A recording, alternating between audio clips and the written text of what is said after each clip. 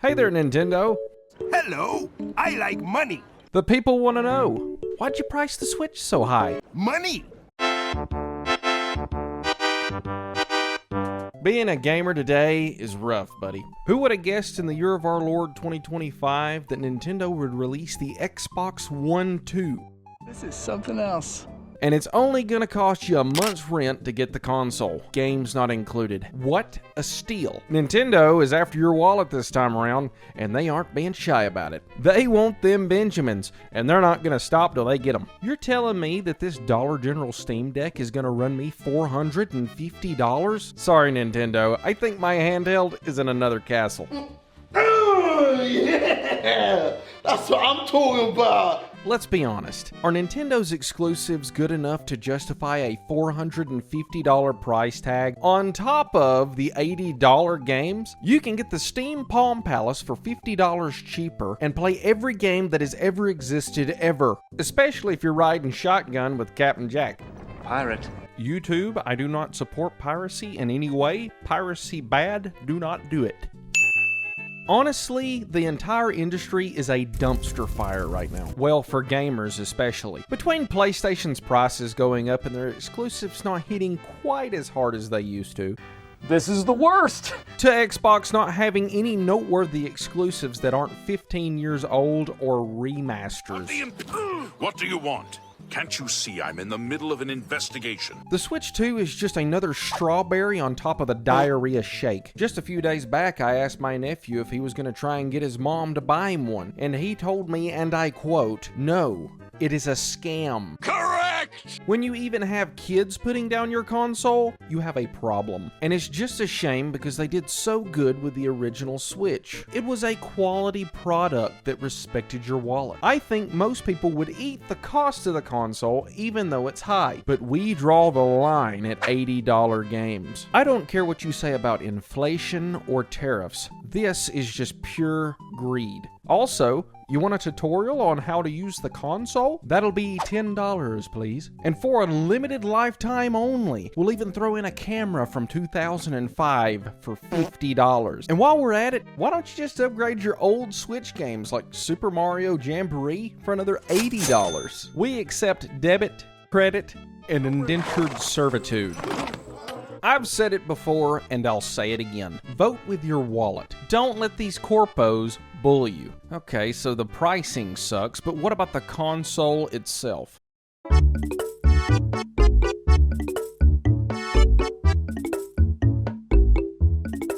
I may just have to reconsider after a second glance, guys. You won't believe this. They upgraded the resolution on the screen to 1080p. This is revolutionary technology. And check this out. The external camera you can buy, the resolution is a crisp 480p. Must be manufactured by the same people who make gas station security cameras. Watching the capabilities of the Switch 2 is like stepping into a time machine. Their stuff is outdated on launch. They have this new Discord-like feature that runs at what I can only assume is about 10 frames a second. It straight up looks like a Skype call from the early 2010s. Now, one thing that did catch me off guard was the Joy-Con mouse support. That will definitely come in handy when you're 360 no-scoping Bowser and Mario Kart World. But I don't really know who this feature is for on the PC side though. Why would I stop using a normal mouse on my PC just to swap to a Switch Joy-Con? Just seems really out of place and unintuitive, but it's kind of cool. They also upgraded the frames for certain games to 120 frames a second. Oh, poop. So I guess that's good if you're playing anything that looks like a potato on this console. I'm sure it's mainly just going to be Switch 1 upgrades though. You know, the ones that cost you more money. Oh, you gotta be kidding me. If you're like me and you like physical media and you like to own your own stuff, well, the Switch 2 is coming with a price, $90 to be exact, and multiple games won't even come on the cartridge. That's right, if you buy a copy of a game, there's a good chance you're just gonna have to download it anyways. So what's the point? But why?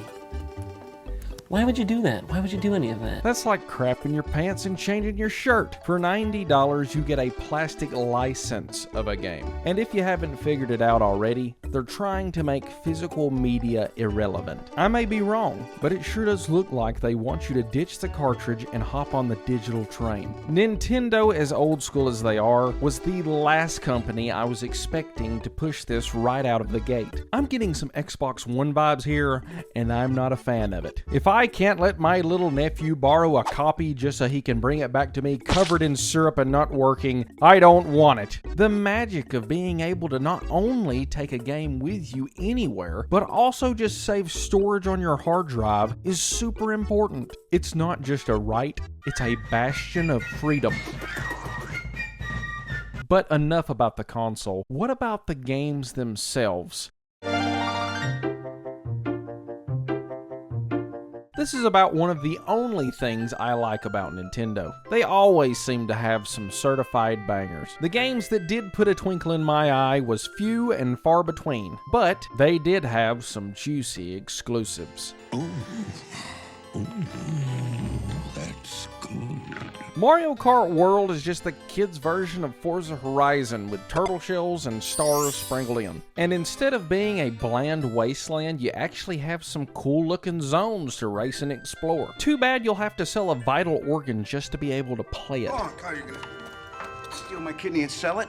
They also showed Metroid Prime 4 Beyond, which has been announced for a while, but it still looks pretty good. Metroid has always been one of the more neglected titles of Nintendo, so I'm happy to see a good series be dug out of the grave and forced to mush on for Nintendo's wallet. What kind of place is this? And the most interesting game that had me 100% focused was the incredible Donkey Kong. Bro looks like he's about to join the Avengers in this game. He just demolishes everything in his path. He tears rocks straight out of the ground just to beat up other rocks. And who needs a shovel when you got those guns? It looks super fun and I'd love to drop some hours in it. And it only makes it worse because who can afford it? It wouldn't be that bad if all the games looked like garbage, but let's be honest, it's Nintendo. Their consoles have never been powerhouses by any means, but they always got certified hood classics.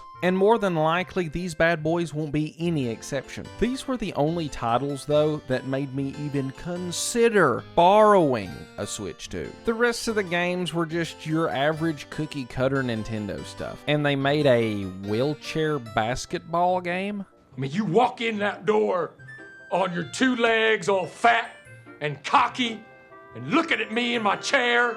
If you like throwing it back, they have backwards compatibility for GameCube games also. Knowing Nintendo, it's probably going to be like 10 games over the life cycle of the Switch 2, but for now, there's only 3. And yes, the only way that you can play these games are if you have the monthly Nintendo Online service. Are you serious right now, bro? They gotta rake in that cheddar somehow. This is definitely gonna be a PlayStation 3, Xbox One kind of release for Nintendo this generation. I don't know how you do so good with the original Switch and completely miss the mark with the Switch 2. I have not seen anybody be positive towards the announcement of this. And who can blame them? Prices are soaring across all markets, and most people's only escape options are now economically out of their reach. Not to mention that the prices that Nintendo have set are going to have ripples across the gaming industry for years to come. Hey guys, Future Josh here. During the making of this video,